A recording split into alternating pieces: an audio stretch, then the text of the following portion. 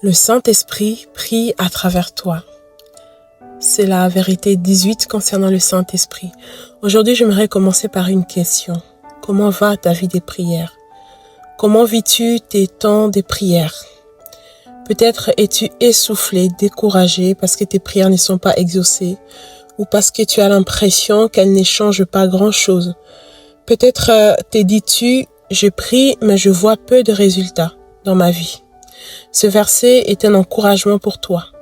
De même aussi, l'Esprit nous vient en aide dans notre faiblesse, car nous ne savons pas ce qu'il convient de demander dans nos prières. Mais l'Esprit lui-même intercède par des soupirs inexprimables. Et celui qui sonde le cœur connaît quelle est la pensée de l'Esprit, parce que c'est selon Dieu qu'il intercède en faveur des saints. Romains 8, 26 à 27. Ce passage présente le Saint-Esprit comme un intercesseur. Le Saint-Esprit te connaît. Il sonde ton cœur et connaît ce dont tu as besoin, au-delà même de ce que tu peux désirer ou exprimer, et il présente ses besoins auprès du Père en ta faveur. Le Saint-Esprit est pour toi et pas contre toi. Il veut ton bien et il travaille pour ton bien. Lorsque la Bible nous encourage à prier par l'Esprit, cela ne signifie pas utiliser le Saint-Esprit pour prier, mais plutôt se laisser utiliser par lui dans la prière. C'est cela la véritable intercession, laisser le Saint-Esprit prier à travers nous. J'aime bien cette citation que j'ai tirée d'un livre qui dit « La prière en langue, qui est une des manières de prier par l'Esprit, n'est pas une trompette destinée à attirer l'attention des dieux. C'est plutôt devenir la trompette dans laquelle le Saint-Esprit souffle un son de liberté, de guérison, un son qui fait descendre le ciel. En fait, la prière devient efficace lorsque nous nous laissons utiliser par le Saint-Esprit comme des trompettes, lorsque nous le laissons prier à travers nous, souffler à travers nous, lorsque nous dépendons complètement de lui. Si tu ne veux pas être essoufflé lorsque tu pries, si tu ne veux pas être découragé dans ta vie de prière, laisse le Saint-Esprit devenir la source de ton intercession. Le Saint-Esprit a une vision qui va bien au-delà de la tienne. Ta vision est limitée par ce que tu vois autour de toi. Et souvent tu pries en fonction de cette réalité visible. Mais lui, il voit plus loin. Lorsque tu les laisses prier à travers toi, il élargit ta vision et t'emmène à voir plus loin. Alors tu oseras prier même des choses impossibles, invisibles, des choses qui dépassent l'entendement humain. Une prière exaucée est une prière inspirée par le Saint-Esprit, car le Saint-Esprit sonde les profondeurs de Dieu. Aujourd'hui, le Saint-Esprit te dit: sois à mon service dans la prière. Laisse-moi me servir de toi. Ce n'est pas à toi de te servir de moi pour obtenir ce que tu désires, mais c'est à moi de me servir de toi pour accomplir la volonté de Dieu dans ta vie et à travers toi.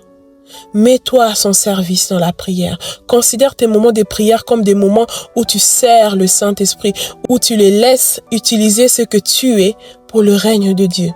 Si tu ne veux pas te fatiguer dans la prière, ne prie pas par tes propres forces. Prie par l'Esprit. Laisse-le te renouveler et te rafraîchir dans ta vie de prière. Si tu ne veux pas que tes temps de prière deviennent un fardeau, collabore avec le Saint-Esprit dans la prière. Le Saint-Esprit cherche ton cœur d'intercesseur afin de prier avec toi. Et comment prier par l'Esprit? On peut se poser la question. En fait, en t'abandonnant complètement à lui. Laisse le Saint-Esprit utiliser ta langue pour faire monter des prières efficaces vers le trône de Dieu. Et une autre manière de prier par l'Esprit, c'est la prière en langue, qui est un don, un cadeau que le Saint-Esprit distribue à ses enfants.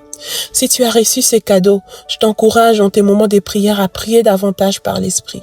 L'apôtre Paul pouvait dire: je rends grâce à Dieu de ce que je parle en langue plus que vous tous, car il avait compris l'importance de cette prière. Si tu as reçu ce don, ne le néglige pas. Et si tu ne l'as pas encore reçu, je prie que Dieu te l'accorde. C'est un cadeau et non quelque chose que tu dois mériter. Demande-le simplement à Dieu. Si tu ne le reçois pas immédiatement, ne te décourage pas. Tu n'es pas un chrétien de seconde zone. Tu es pleinement enfant de Dieu. Continue simplement à te laisser utiliser par le Saint-Esprit en développant ta communion avec lui. Amen. Prie avec moi. Saint-Esprit, je m'abandonne à toi. Mais voici, Saint-Esprit, utilise-moi dans la prière. Je veux prier à tes côtés. Prie à travers moi et avec moi. Saint-Esprit, viens m'instruire et m'enseigner comment prier par l'Esprit. Je veux collaborer avec toi. Je veux être à ton service dans la prière. Amen. Je prie pour toi.